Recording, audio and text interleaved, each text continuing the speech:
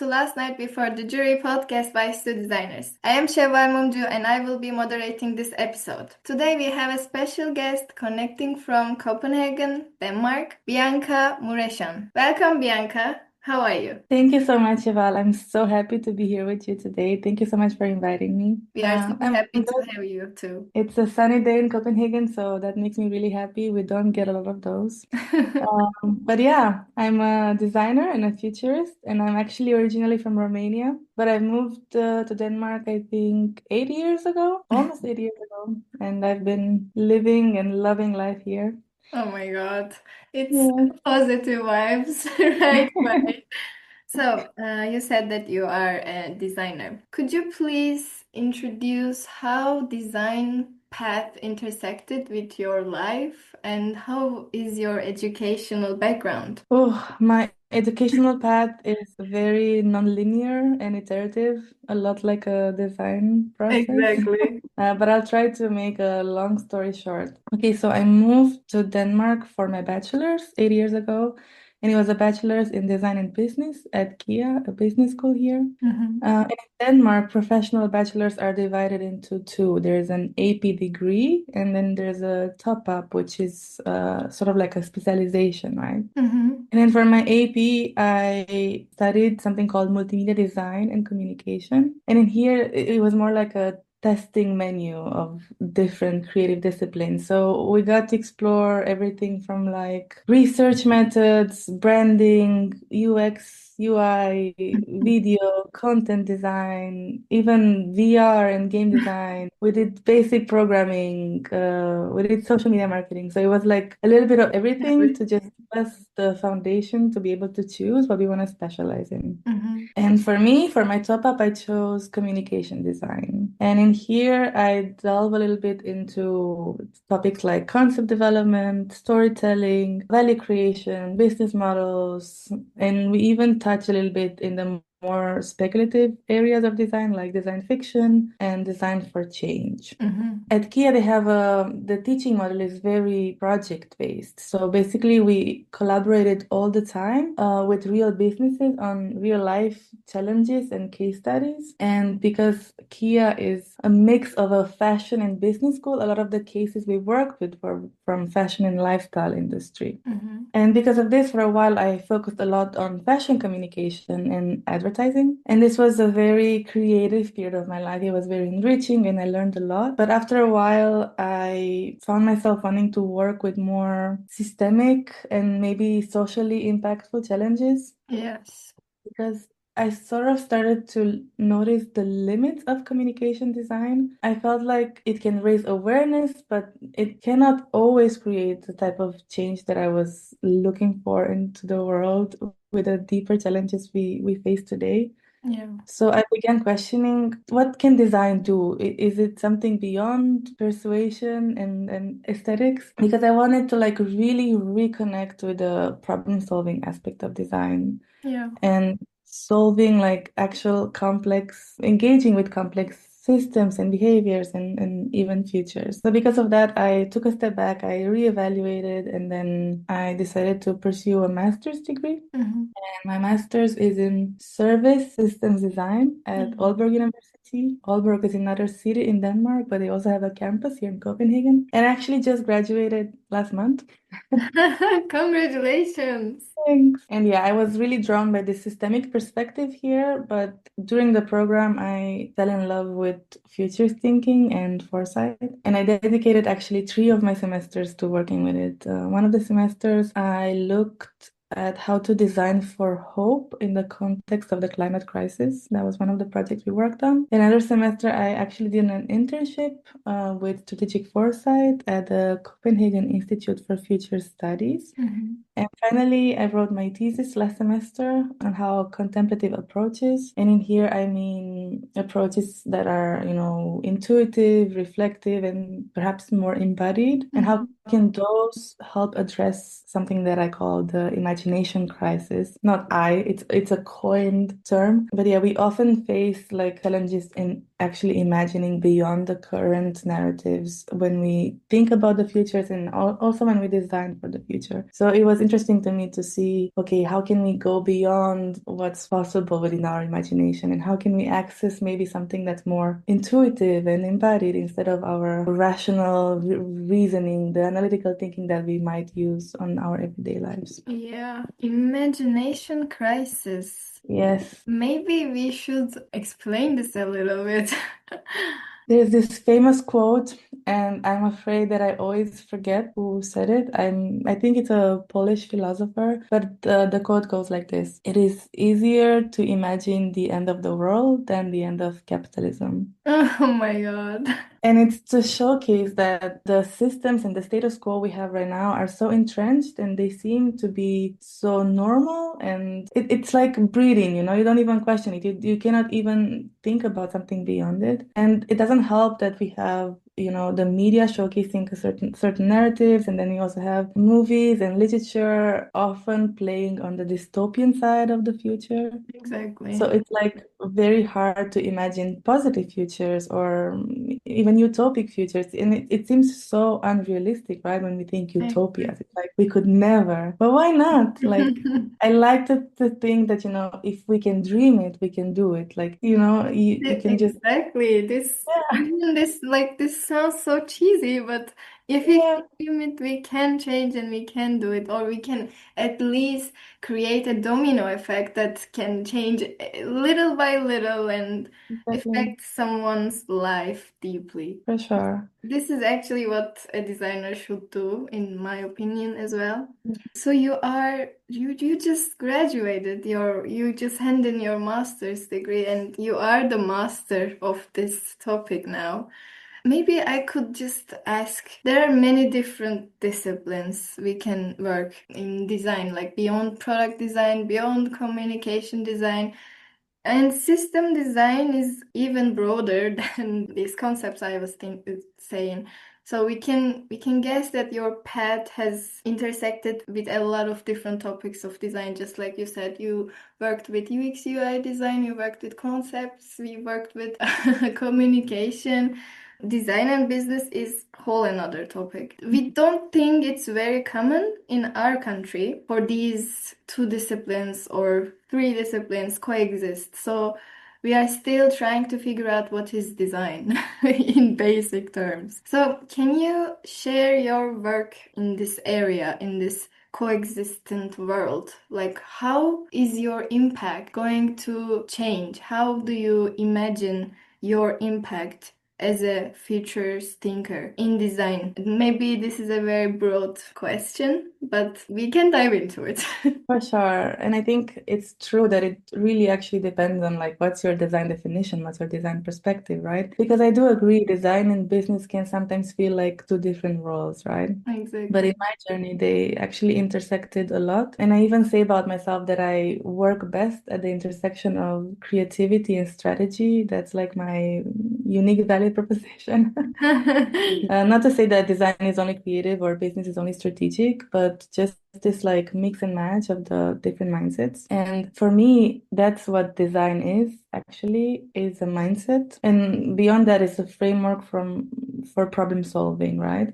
So if you Yeah, have this mindset of like, how can you problem solve? I feel like you can just use it in different ways and in different industries, fields, approaches, and so on. exactly. Um, for example, let's say, because you have a background in industrial design, product Mhm. design, right? You can design like a more ergonomic chair, let's say, and I can help an organization adapt to change. But at the end of the day, the process is still rooted in design. We try to understand the context in which we're designing, we're identifying some needs of our users, we're generating ideas, and then we test our solutions, right? So it's this process that's guiding me when working with businesses and strategy, but I feel like it can be applied to like any form of design, right? Yeah. I feel like the difference is just the materials we work with, the design artifact. Because for you, those materials might be, I don't know, this is gonna show that I'm not really knowledgeable about materials, but maybe Yeah. wood or metal. Yeah, yeah, yeah, wood or metal, yeah.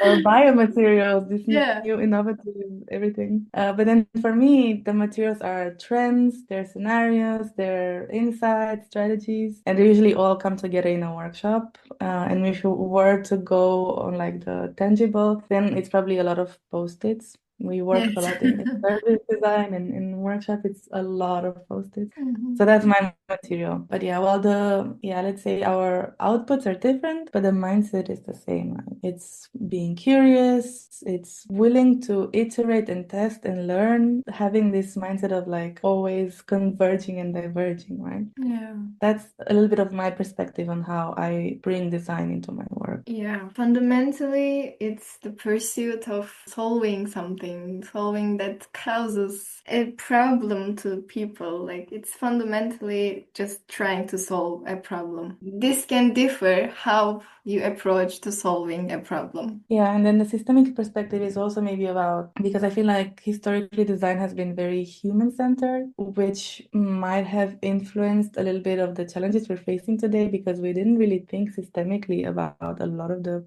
problems we designed for.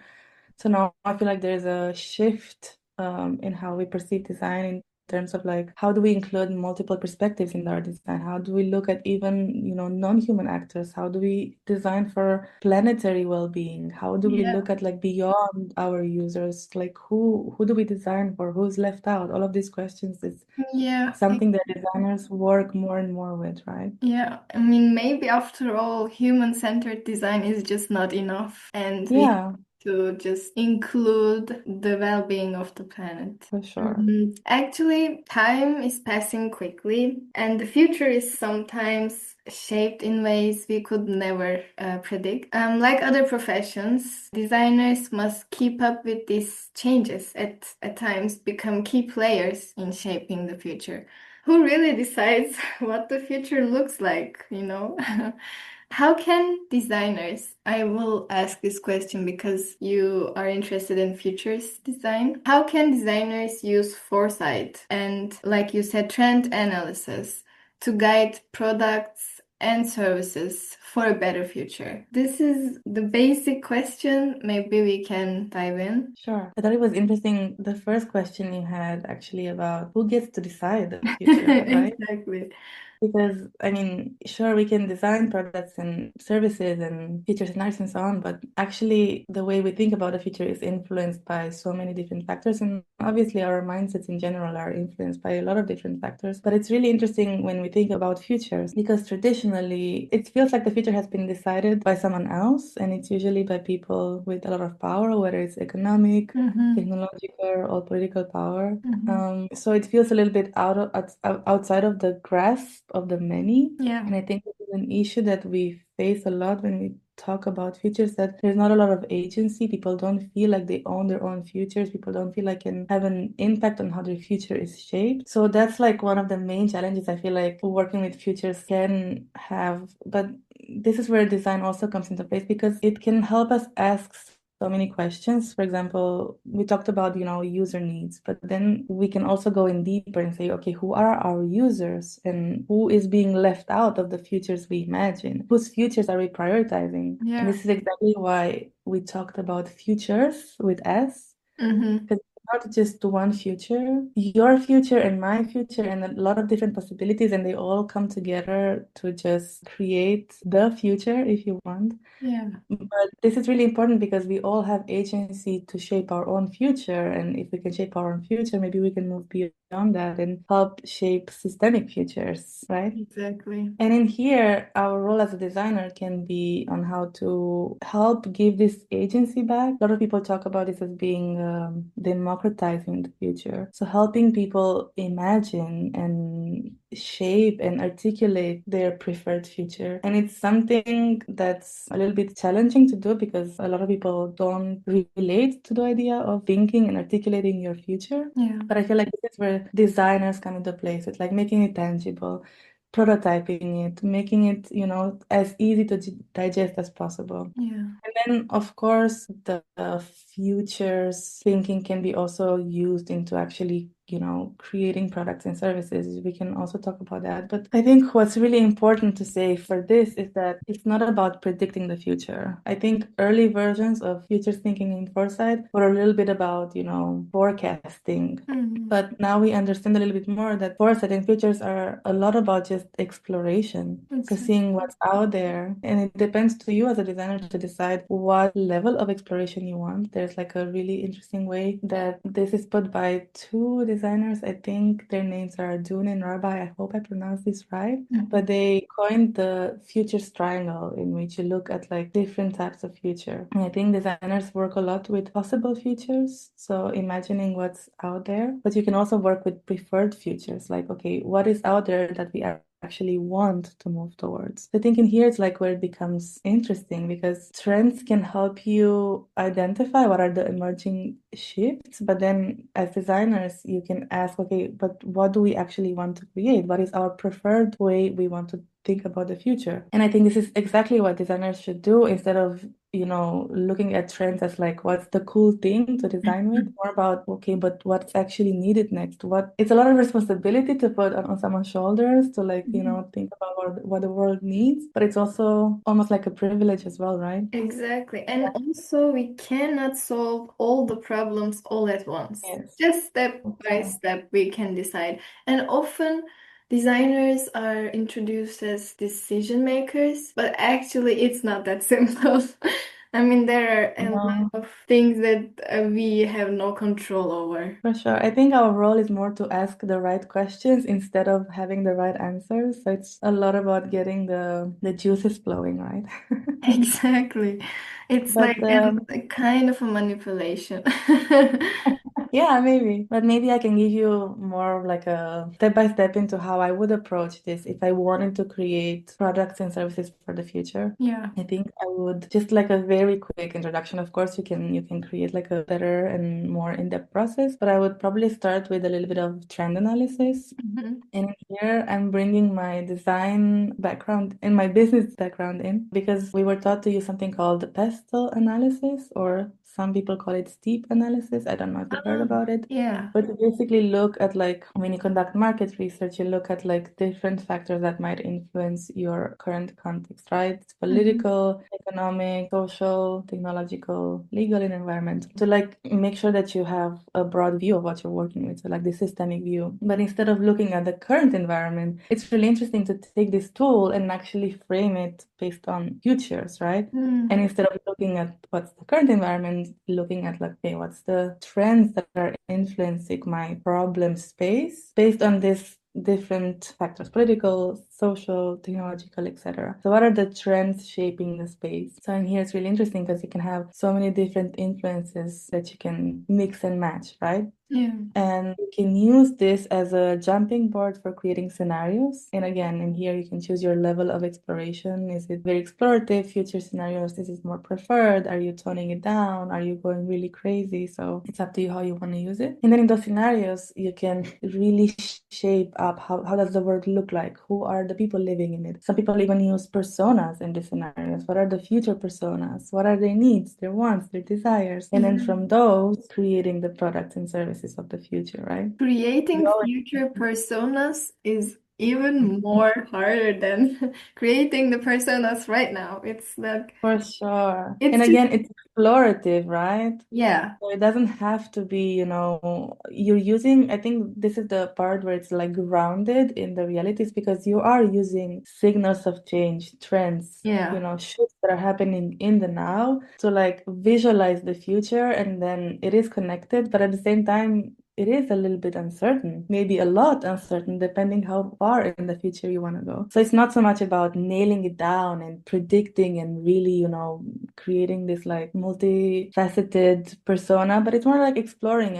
And often design, especially speculative design, is used to like provoke thinking, to like get people to think about the future. So it's not so much about getting it right. Done. Getting it done. It's not about getting it done or getting it it built or getting it produced. It's like the process For itself sure. is what makes me excited as a designer. For sure. And of course, it depends what your goal with the design, right? Do you want to get people to talk about how are we gonna eat in 2050? What are the actual foods we're gonna have? How are we, Mhm. what is the process of eating? Or is it more about, looking at an organization's business goals for 2050? And you can also use it for like risk management. Be like, okay, there's this four scenarios we've filled, and then these two scenarios are preferable because our business is going to thrive, but then these two are a little bit risky for us. There are some threats here. How can we anticipate and Mhm. prepare the future? So it can also be used in more tangible ways. It doesn't have to be all the time very exploratory and very creative and provoking. It can also be done like, okay, how do we anticipate needs? How do we prepare for the future and explore in that sense? So intention matters as well. Yeah, and the question you raise, how will we eat in 2050, is just the thing you do, actually. The Yeah, questions you raise is what your profession is. And that's why we have to ask the right questions. for sure. This is how I can explain what a designer do. What is the designer's role in this context? Asking the right questions. I have one more question. Maybe we just directly dive into this one, but how can design serve as a tool to make society more equal and inclusive for you? That's a big question. Yeah, I feel like design isn't neutral. And I think we all know about this that us we bring our own biases and so on in our design process. So I feel like design can either reinforce the status quo or it can help us actually shift from it and change systems towards more inclusivity and equality and justice. But we need to question ourselves who is at the table? What questions do we ask? Exactly what you mentioned before. I think at the end, it's not just about inclusivity, but it's about accessibility and redistributing agency. And I can give you a little example with a professor of mine. We had a lecture on user participation and social innovation. And we talked a lot about the role of designer when it comes to social innovation. And she told us a little bit about the history of how the designer was seeing himself or herself. In the beginning, the designer was seen as the expert, as the genius, Mhm. and the designer would work independently based a lot on inspiration or intuition. So it was a lot connected to art. Mhm. And maybe here you can think about iconic products like slick furniture and so on, who was more about their personal vision rather than someone's needs. Like Yes.